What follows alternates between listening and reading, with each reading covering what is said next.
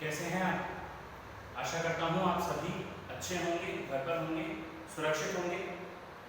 दोस्तों, गर्मियों की छुट्टियों के बाद में हमारा अध्ययन कार्य वापस प्रारंभ हो रहा है और हमें अपने अध्ययन में रुचि लेनी है और आपकी इसी रुचि को बनाए रखने के लिए हम आपके साथ इस वीडियो के माध्यम से जुड़ रहे हैं, जिसमें हम आपकी पाठ्य पुस्तक क्षितिज के गद्य खंड के पाठ 4 का आज हम अध्ययन करने जा रहे हैं।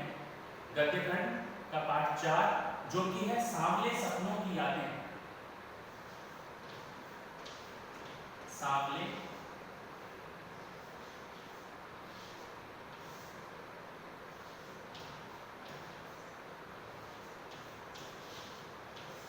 सपनों की यादें।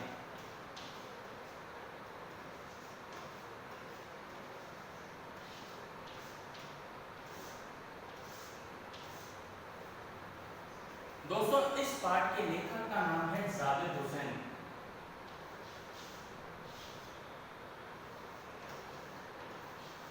पाठ के लेखक का नाम है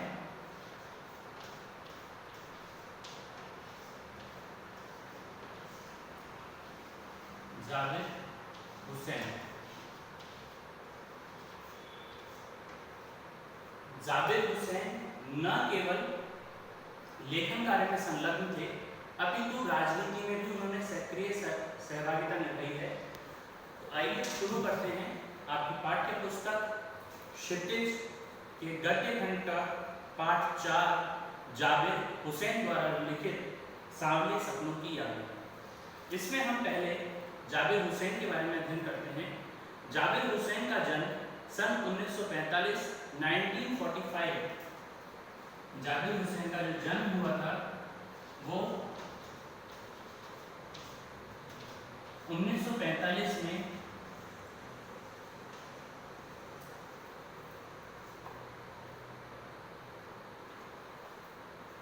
राजगिरी जिला नालंदा बिहार में इनका जन्म हुआ। अंग्रेजी भाषा एवं साहित्य के लिए प्राध्यापक रहे। इन्होंने अंग्रेजी भाषा का अध्यापन कार्य करा था और सक्रिय राजनीति में भाग लेते हुए सन 1977 में मुंगेर से बिहार विधानसभा के सदस्य निर्वाचित हुए। यानी कि 1977 में 1977 में ये मुंगेर जो कि कहाँ पड़ता है? बिहार में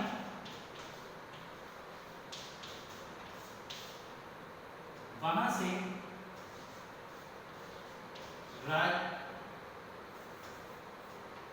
विधानसभा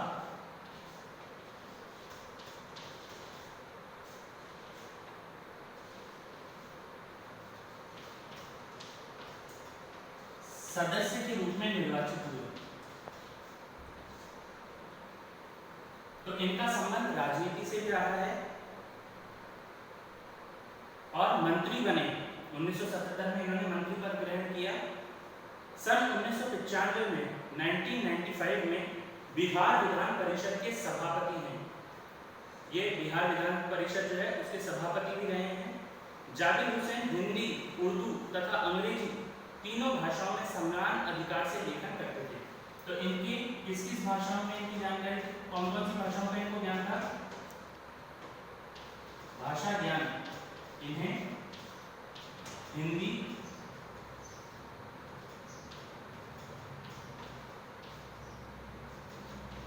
अंग्रेजी तथा उर्दू भाषा का ज्ञान था। इन्होंने हिंदी में की रचनाओं में जो आगे है डोला बीबी का मजार, अतीत का चेहरा, लोगा और एक नदी रेत भरी, ये इनकी प्रमुख रचनाएं हैं जो कि इन्होंने हिंदी साहित्य में लिखी।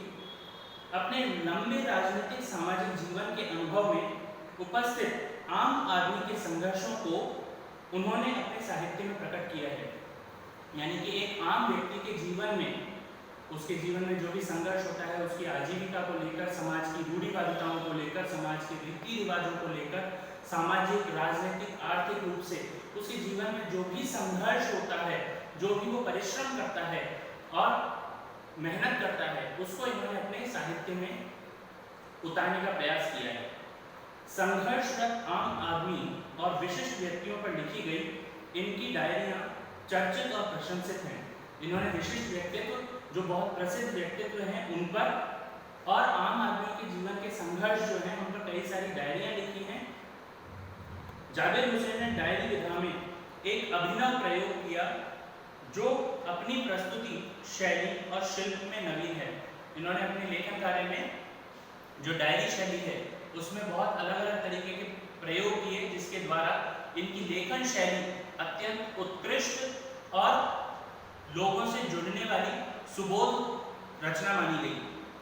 प्रस्तुत पाठ जून 1987 में प्रसिद्ध पक्षी विज्ञानी सालिम अली की मृत्यु के तुरंत बाद डायरी शैली में लिखा गया संस्मरण है। ये जो सांवले सपनों की यादें पाठ है, इसका संबंध है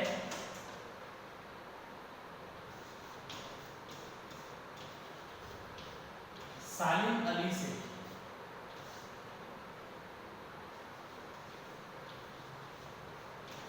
और मैं आपको बताना चाहूंगा कि सालिम अली कौन थे? एक पक्षी विज्ञानी।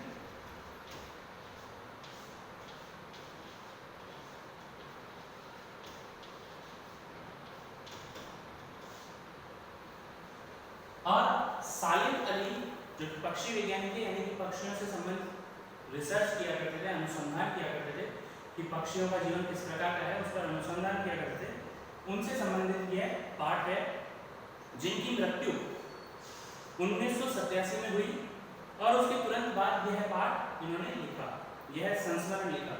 सालिम अली की मृत्यु से उत्पन्न दुख और अवसाद को लेखक ने सांवले सपनों की याद के रूप में व्यक्त किया है। सालिम अली का स्मरण करते हुए लेखक ने उनका व्यक्ति चित्र प्रस्तुत किया है। यहाँ भाषा की रवानी और अभिव्यक्ति की शैली दिल को छूती है। यानी कि लेखक ने जो सालिम अली का वर्णन किया है, उसमें उन्होंने भाषा का इतना अच्छा प्रयोग किया है जिससे वह लोगों के दिल को तुरंत छू जाता है और लोग उसे समझने का प्रयत्न करते हैं। तो आइए दोस्तों शुरू करते हैं सांवले सपनों की यादें, जिसे लिखा है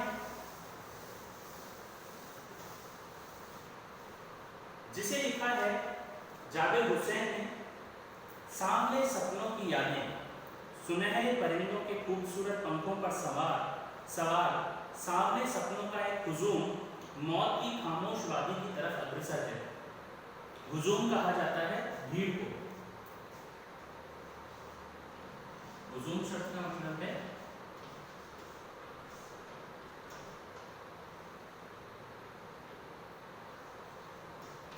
भीड़ या जनसमूह भी कह सकते हैं। हुजूम शब्द का मतलब है भीड़। तो इसमें बताया गया कि सुनहरे परिंदों के खूबसूरत पंखों पर जब कोई व्यक्ति मृत्यु को प्राप्त होता है तो ऐसा मानते हैं कि वो किसी दूसरे लोग को चला जाता है। तो ऐसा ही कह रहे हैं कि ऐसे लोग जो मृत्यु को प्राप्त हो चुके हैं, उनकी भीड़ खामोश वादी की तरफ अग्रसर है, अर्थात मृत्यु लोक की ओर अग्रसर है।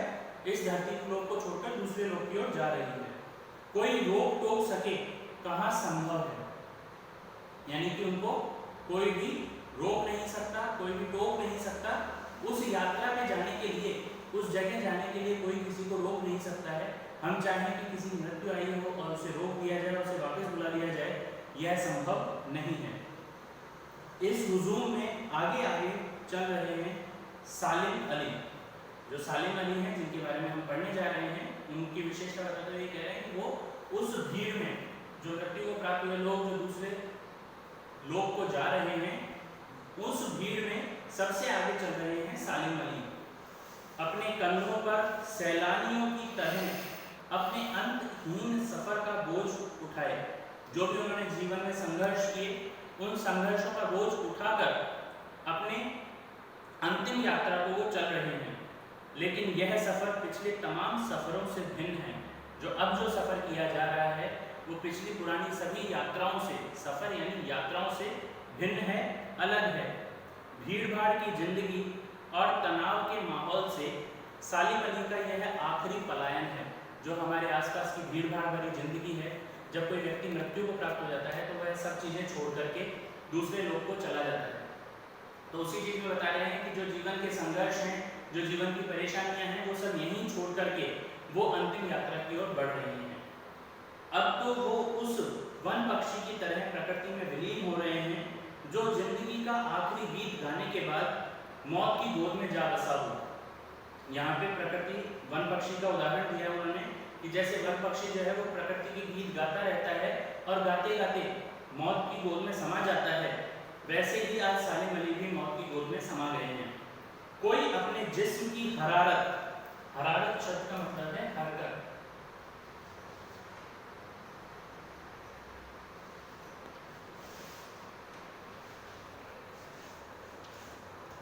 हरारत यानी हरकत,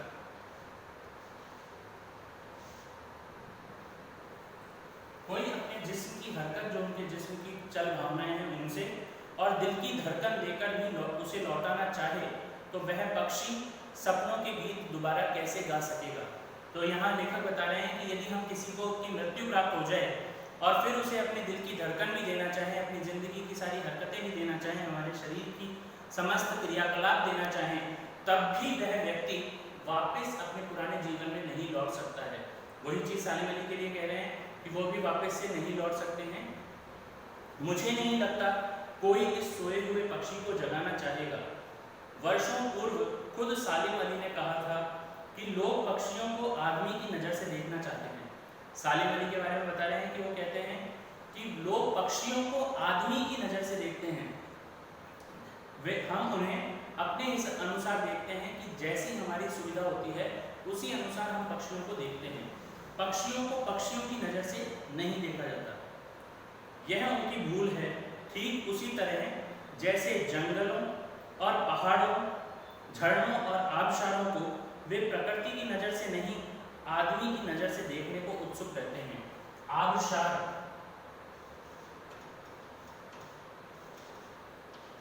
आबशार शब्द का अभिप्राय है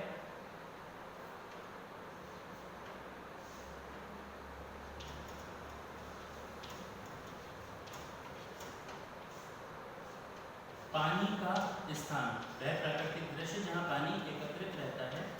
अब वह तालाब भी हो सकता है, झील भी हो सकती है, तो पानी के स्थान के लिए तो वह कह रहे हैं कि मनुष्य जंगलों को, पहाड़ों को, झरनों को, पानी के स्थानों को मनुष्य की दृष्टि से देखता है, उसे प्रकृति की दृष्टि से नहीं देखता है, उसे समझने का प्रयत्न नहीं करता है। कोई आदमी, अब भला कोई आदमी अपने कानों से पक्षियों की आवाज का मधुर संगीत सुनकर अपने भीतर रोमांच का सोता फूटता महसूस कर सकता है। यानी कि यदि कोई भी मनुष्य पक्षियों की मधुर ध्वनि सुनता है तो उसके दिल में, उसके हृदय में रोमांच का सोता, सोता मतलब झरना,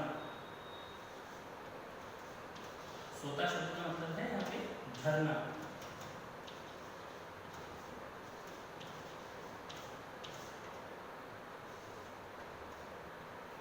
झरना फूटता हुआ महसूस कर सकता है। उसके दिल में जो संगीत का और रोमांच का एक झरना है वो फूटता हुआ वह महसूस कर सकता है। एहसास की ऐसी ही एक उबड़ खाबड़ जमीन पर जन्मे मिथक का नाम है सालिम अली।